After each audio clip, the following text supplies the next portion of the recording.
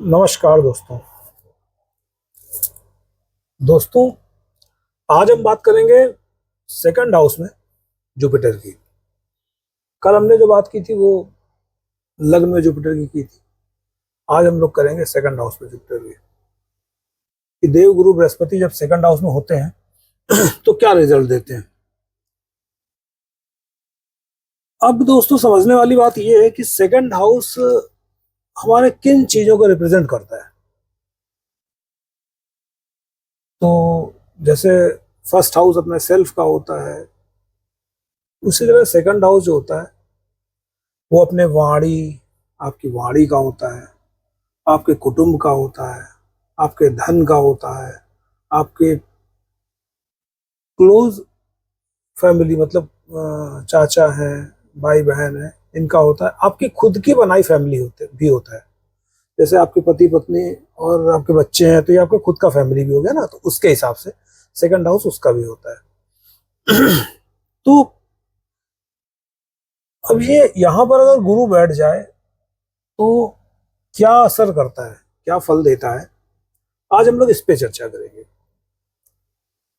क्योंकि मित्रों अभी तो गुरु क्या है, फर्स्ट हाउस में वो डायरेक्शनल स्ट्रेंथ उसके पास ज्यादा थी, इसको हम लोग दिग्बल बोलते हैं ज्योतिष की भाषा में, दिग्बल था।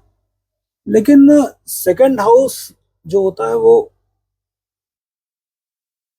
बृहस्पति जो होता है वहां पर वहां का कारकत्व उसको प्राप्त है। आपको पता है मित्रों कि जो जो सेकंड हाउस जो होता है, जो नेचुरल सिग्निफिकेशन होता है वो दो ग्रह लेते हैं उसका, एक शुक्र एक गुरु। जबकि सेकंड हाउस जो होता है वो कायदे से काल पुरुष की कुंडली में जो है वृष राशि बनता है। वृषभ राशि में शुक्र का ऑनरशिप होता है। लेकिन एक बड़ी मतलब मजेदार बात है कि शुक्र और गुरु ये दोनों ही गुरुओं की श्रेणी में आते हैं। देवगुरु बृहस्पति देवताओं के गुरु माने जाते हैं और दैत्यराज शुक्र जो है वो दैत्य गुरु शुक्र जो है दैत्यों के गुरु माने जाते हैं। है दोनों ही गुरु। लेकिन एक कहते हैं ना कि गुरु की डिग्निटी क्या होती है, इसी चीजों से इस बात से देखने को मिलता है कि second house and seventh house, दूसरा भाव और सातवां भाव, इन दोनों का ऑनरशिप किसको प्राप्त है? शुक्रदेव को। और शुक्रदेव के साथ साथ इसमें जो कारकत्व होता है, जो फैक्टर होता है, जो मेन कारकत्व प्राप्त होता है वो गुरु और जैसे विवाह है, सेवेंथ हाउस से विवाह देखते हैं हम लोग, तो सेवेंथ हाउस का कारकत्व भी गुरु को प्राप्त है और सेकंड हाउस का कारकत्व भी गुरु को प्राप्त है शुक्र के साथ। और वही देखिए कि अगर पूरी कुंडली में देख लीजिए 12 भाव होते हैं, लेकिन शुक्र जो है उच्च कहाँ के होते हैं? गुरु के घर में जाके उच्च के होते हैं। मतलब ये बड़ी अद्भुत बात है कि दोनों गुरु हैं और गुरु की परस्पर जो मर्यादा है उनको मतलब दोनों ने कैसे सजा के रखा है। दोनों एक दूसरे को परस्पर पसंद नहीं करते हैं, लेकिन फिर भी देखिए दोनों एक दूसरे के घर में, एक उच्च का है, एक को सारे कारकत्व प्राप्त है।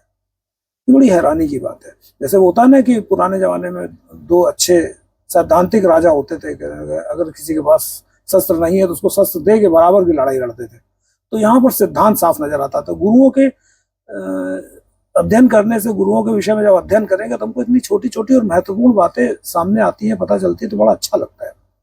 खैर, अब सेकंड हाउस है। सेकंड हाउस में चूंकि शुक्र का घर है, वो काल पुरुष की कुंडली वृषभ राशि शुक्र की होती है, तो शुक्र का ही घर है। बेसिक घर जो कॉमन जर्नल अगर प्रेडिक्शन करेंगे तो वृषभ राशि में ही आता है वो। अब सेकंड हाउस से हम देखते क्या है? वाणी, कुटुंब, धन, फाइनेंस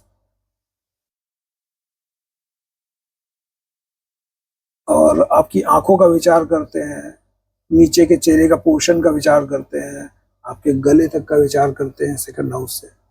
तो अगर सेकंड हाउस में गुरु प्लेस करेगा, गुरु की सीटिंग होगी तो क्या असर आएगा?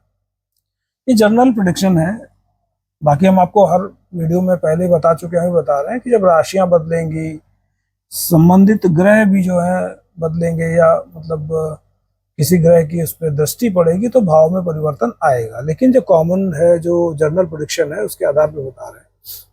तो आइए शुरू करते हैं। सबसे पहले सेकंड हाउस किसका है, कायदे से देखते हैं तो सेकंड हाउस को मानते हैं वाणी का कारक, धन का कारक, परिवार का कारक, खाने का कारक। ये तो बेसिक इसके कारक होते हैं। तो चलिए बात करते हैं हम इस पे कि अगर अब मान लीजिए वाणी का कारक है, पहले हम परिवार से स्टार्ट करते हैं। परिवार, कुटुंब, क्योंकि इंसान के सबसे पहले उसका इंट्रोड्यूस होता है उसका परिवार।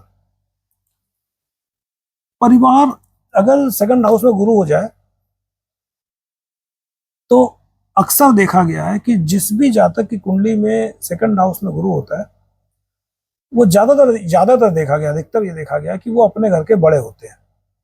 बड़े इन द सेंस कि अगर वो लड़के हैं तो लड़कों में बड़े होंगे, बेशक उनसे बड़ी बहन हो सकती है, बट मेरे ख्याल से लड़के जो है, लड़कों में अगर पुरुष हैं तो पुरुषों में बड़े होंगे, पहली संतान होंगे। और अगर वो लड़की हैं तो लड़की में पहली संतान होंगे। परिवार इनका बड़ा होता है आमतौर पर देखा जाए।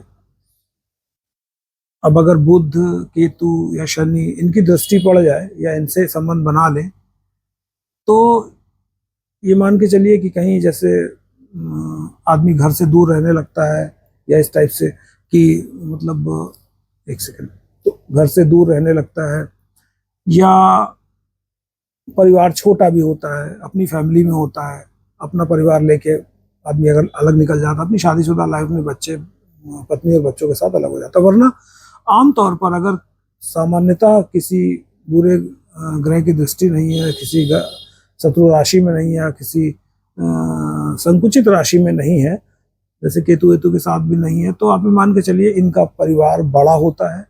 और ज्वाइंट फैमिली में भी रहते हैं अक्सर ऐसे लोग जो है ज्वाइंट में, क्योंकि बृहस्पति जो है बड़े पूरे परिवार को दर्शाता है। पूरे मतलब बृहस्पति समाज को दर्शाता है, बृहस्पति भीड़ को, अच्छी भीड़ को दर्शाता है। जो परिवार है तो पारिवारिक, समाज है तो सामाजिक, भीड़ को मतलब अच्छे ज्यादा भले। अगर मान लीजिए परिवार बड़ा नहीं भी है तो इनके घर में इतनी भीड़ लगी रहेगी रोज आने जाने वालों की, या मतलब अपने लोगों की, रिश्तेदारों की, कि वो लगेगा कि बहुत बड़ा परिवार है। ये मतलब परिवार से लेकर के, कुटुंब से लेकर के इनको। अच्छा, ये मतलब जो है इनकी एक विशेष आदत होती है परिवार को लेकर के कि ये अपने परिवार में बड़े ही मतलब गंभीर, जैसे गुरु गंभीरता के लिए माना जाता है, तो ये बड़े गंभीर होते हैं अपने परिवार में। इनका इंट्रोडक्शन अगर आप पूछेंगे तो लोग ये पहचान बताएंगे, नहीं भैया बड़े गंभीर रहते हैं, फलाने बड़े गंभीर रहते हैं, जिनकी मतलब जिस जातक की कुंडली में गुरु सेकंड हाउस में होता है। और परिवार के लोगों से, मतलब परिवार के लोगों के लिए इन एक जिम्मेदारी ही करते हैं, निभाते रहते हैं। भले परिवार माने या ना माने, लेकिन मानता है, ऐसे लोगों का परिवार मानता है, लेकिन ये जिम्मेदारी ज्यादा निभाते हैं।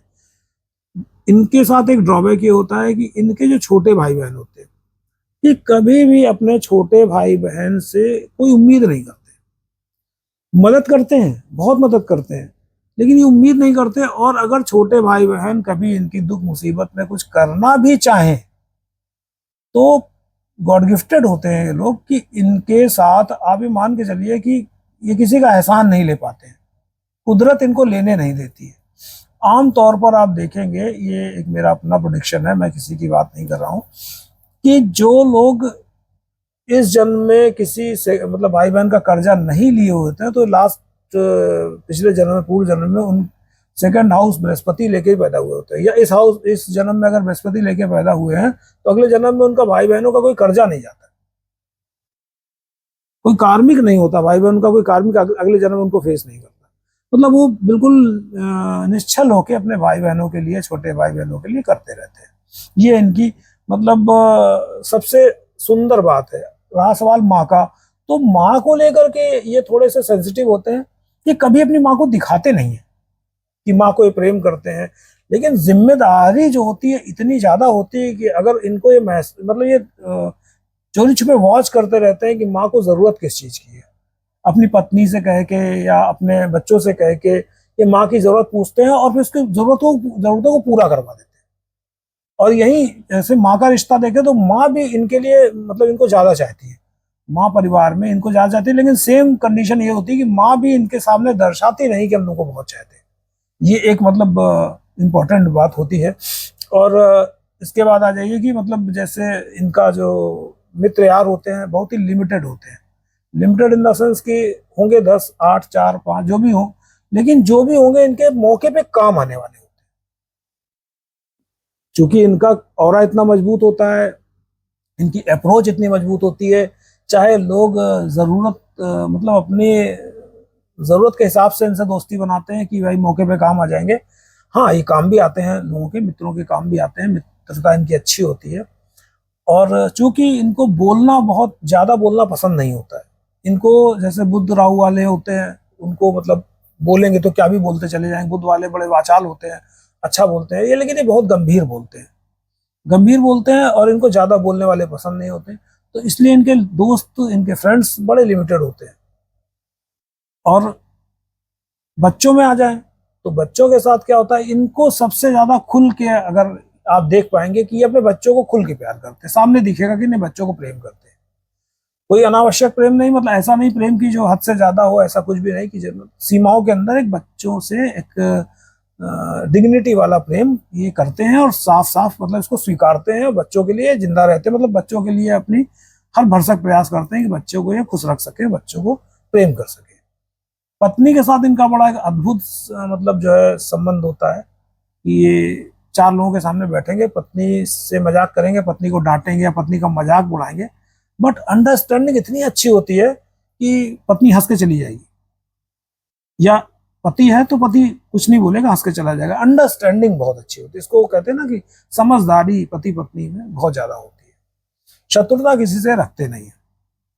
क्यों? क्योंकि इनको ज्यादा वाणी की शत्रुता तो रख लेंगे कि आओ हमसे डिबेट कर लो, इस टाइप से चीज है, लेकिन अगर हाथ पैर की शत्रुता है तो वो नहीं रखते हैं, बिल्कुल भी नहीं रखते हैं। और ये इनकी खास आदत होती है कि ये जहां पर लड़ाई झगड़े से संबंधित बात भी हो रही हो तो वहां वो जाना भी नहीं पसंद करते। बहुत ही मतलब साफ सुथरे स्वभाव के होते हैं, बिना लड़ाई झगड़े, मतलब लड़ाई झगड़ा नापसंद लोग होते हैं। पिता से इनके संबंध बहुत ही मतलब मतलब अच्छे तो कहेंगे नहीं, लेकिन ये कहेंगे कि ज्यादा घने नहीं होते, घनिष्ठ संबंध पिता से नहीं होते हैं। बस काम से काम, आदर सम्मान, जो कि गुरु है तो आदर सम्मान करते हैं, तो पिता का आदर सम्मान करते हैं। अक्सर पिता, ऐसे लोगों के पिता जो होते हैं जिम्मेदार ना होते हैं, तो पुत्र और पिता में मतलब वैचारिक रूप से मतभेद पाए जाते हैं। और कभी कभी जब ये ग्रहों और अन्य ग्रहों के कारण ये स्थिति और खराब होती है, तो अक्सर पाया गया है कि ऐसे बच्चे अपने पिता को छोड़ के कहीं और रहने लगते हैं। उनका जो है घर स्थान परिवर्तन हो जाता है घर का, वो कहीं बच्चों के साथ किसी दूसरे शहर चले जाएं, वो मतलब वो जगह छोड़ देते हैं जहाँ पिता रहते हैं। ससुराल से इनकी ट्यूनिंग बहुत अच्छी होती है, ससुराल में इनका सम्मान भी होता है, और ससुराल में इनको प्यार भी मिलता है। और कभी कभी देखा जाता है कि ससुराल से प्रॉपर्टी भी बहुत पाते हैं, पा जाते हैं, मतलब ठीक ठाक प्रॉपर्टी ससुराल से भी इनको मिल जाती है। ये तो बेसिक बात हो गई फैमिली को लेकर के, उनके आस परिवेश के लोगों को लेकर के। अब बात करते हैं गुरु, सॉरी, सेकंड हाउस में दूसरा क्या देखते हैं, दूसरा देखते हैं वाणी। अच्छा, यहाँ मित्रों एक चीज और है दोस्तों कि सेकंड हाउस में जितनी भी चीजें हैं, चाहे वाणी हो, चाहे वो घर हो, कुटुंब हो, या फाइनेंस से मतलब धन से संबंधित चीजें हो, प्रॉपर्टी से संबंधित चीजें हो, या तो आपने देखा होगा कि ये चूंकि सेकंड हाउस का कारक तत्व पाया हुआ ग्रह है, तो आप कारक ग्रह अगर अपने स्थान पे पहुंच जाए तो ये बहुत ही सुंदर बात होती है। तो वाणी का कारक गुरु, मैं फिर से कहूंगा, थोड़ा सा कंफ्यूज मत होइएगा, वाणी का कारक गुरु ग्रह होता है। क्योंकि आप बोलते किस तरह हैं, बोलते कैसा है, यह डिपेंड करता है बुध पे। आप कि अच्छी वाणी है, बुध अच्छा है, आपकी वाणी अच्छी होगी, आपकी महीन शार्प अच्छी वाणी होगी, सुरीली वाणी होगी, मान सकते हैं। बुध के साथ मंगल बैठ जाए तो थोड़ा सा वाणी आपकी कर्कश हो जाएगी। केतु बैठ जाए तो थोड़ी सी रुक रुक के हकला के बोलना हो जाएगा। राहु के साथ आप ज्यादा बोलेंगे। वाणी, बुध वाणी के पैटर्न को चेंज करता है। लेकिन शनि बैठ जाए तो आपको थोड़ा आराम से बोलना होगा। मतलब इस तरह से वाणी के पैटर्न को बाकी ग्रह चेंज करते हैं। लेकिन मित्रों, इंपॉर्टेंट बात यह है कि वाणी आप बोल पा रहे हैं कि नहीं। आप गूंगे तो नहीं है। अगर आप वाणी पा रहे हैं तो उसके पीछे कारक ग्रह गुरु है। अगर आपका गुरु डिस्टर्ब है तो आप गूंगे हो भी सकते हैं, कोई बड़ी बात नहीं। मतलब तमाम चीजें देखनी पड़ती है। नहीं नहीं, खाली गुरु हल्का सा डिस्टर्ब है तो वाणी में गूंगा हो गया आदमी, ऐसा नहीं है। लेकिन गूंगे होने का कारण भी गुरु ही होता है। अगर गुरु बहुत ही ज्यादा बुरी तरीके से इफेक्टेड है तो आप ये मान के चलिए आदमी गूंगा हो सकता है।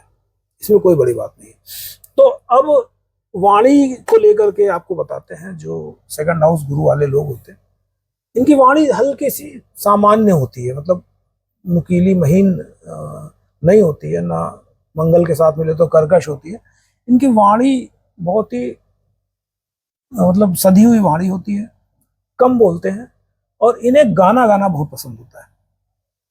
आप कभी भी देखिएगा सेकंड हाउस के गुरु के लोग, इनको गाना गाना बहुत पसंद होता है। और कैसा गाना?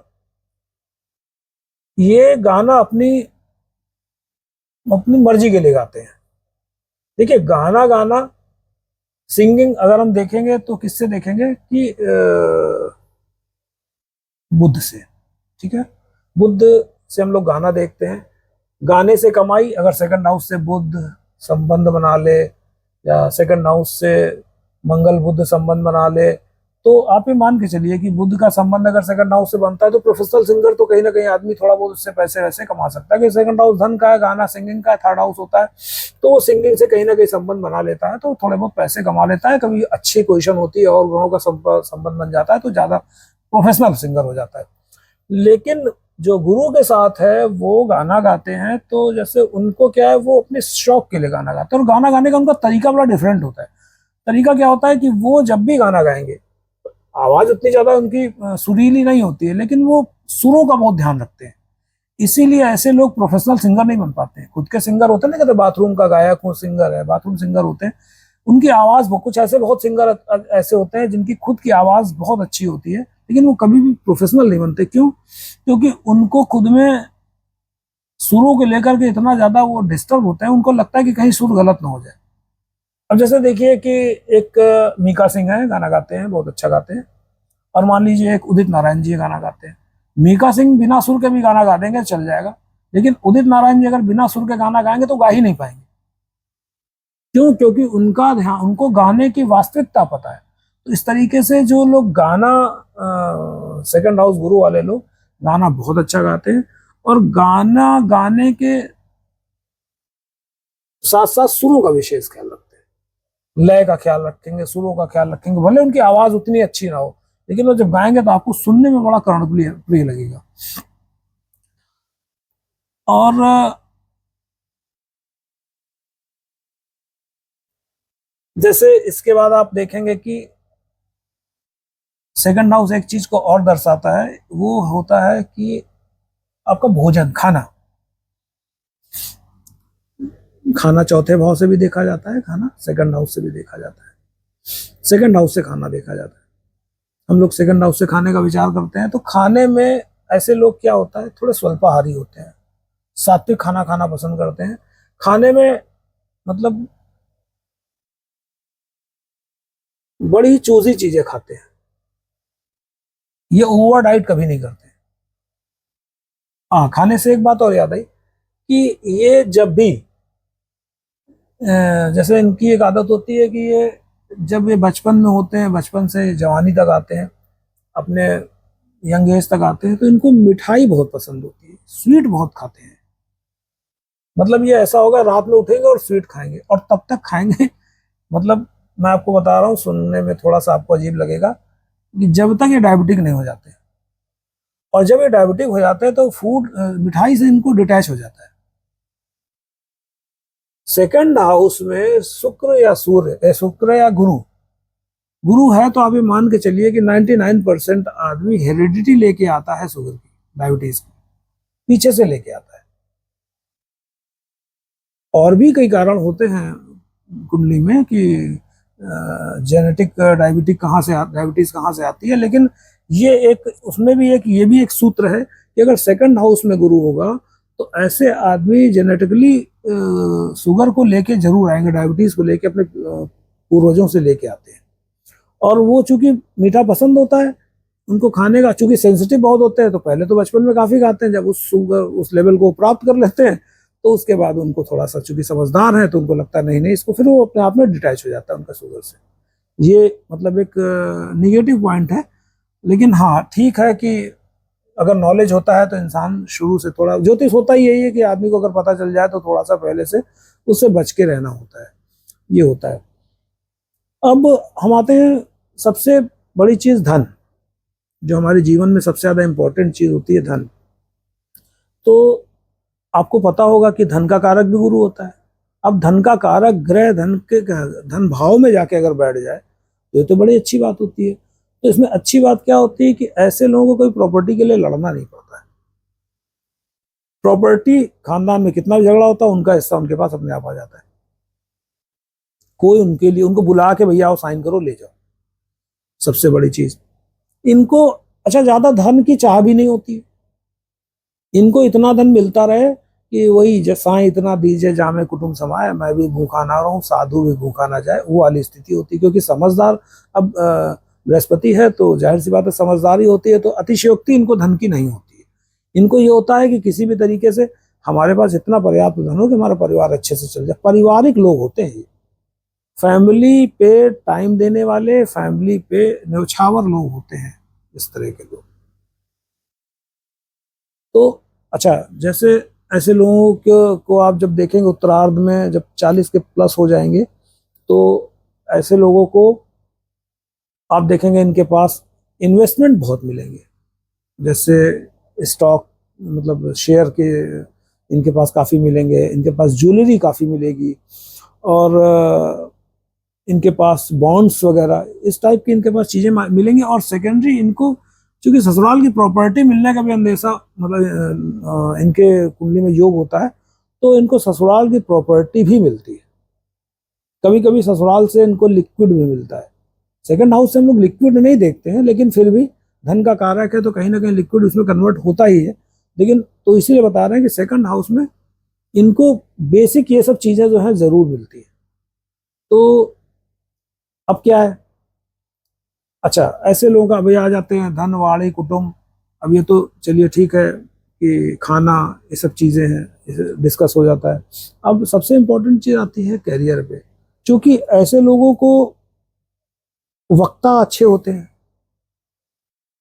तो जैसे वक्ता है और बातचीत का तरीका अच्छा है, बुद्धिमान है, तो इनके प्रोफेशन में ऐसे लोग आपको ज़्यादातर दिखेंगे कि आपको प्रोफेसर, आपको टीचर, लॉयर, अगर शनि का सही संबंध बन गया इनके साथ तो जज, 10th हाउस से अगर बन गया संबंध तो फिर जज भी बनते हैं। एंड जैसे फाइनेंस के जो सलाहकार होते हैं वो होते हैं। अच्छा ऐसे लोग जैसे मंदिर के पुजारी नहीं होते हैं, जो मंदिर में एक तो होता है जैसे गुरु लोग होते हैं, धर्म गुरु होते हैं उस टाइप से, एक होते हैं मंदिर में पूजा करते हैं, पुजारी लोग पूजा करते हैं, पंडित लोग जो पूजा करके पैसे कमाते हैं, उससे अपना घर चलाते हैं। वो भी सेकंड हाउस से ही आदमी इफेक्टेड होता है तब बनता है। सेकंड हाउस गुरु का व्यक्ति जब होता है बनता है। तो डिपेंड। अच्छा फिलोसफर जो होते हैं, अच्छे किस्म के फिलोसफर होते हैं, तार्किक अच्छे होते हैं। आप इनसे बात करेंगे तो तर्क ऐसा देंगे कि आप, अच्छा तर्क से याद आया कि ये लोग कभी कभी, मतलब बोलने से पहले माफी चाहता हूँ, बुरा ना मानिएगा, जो मुझे अभी तक पढ़ा है वही बता रहा हूँ, कि ऐसे लोग कभी कभी इतनी सफाई से झूठ बोल जाते हैं कि आप चाहे के गोता लगाइए तब भी नहीं पता लगा पाएंगे कि इन्होंने झूठ बोला है। कॉन्फिडेंट झूठ, बड़े धीमे से बड़े अच्छे से ऐसा बोल जाएंगे कि आपको बिल्कुल लगेगा कि जो बोल रहे हैं उसी में सेट चीजें बोल गए, वो उसी में वो झूठ बोल जाते हैं।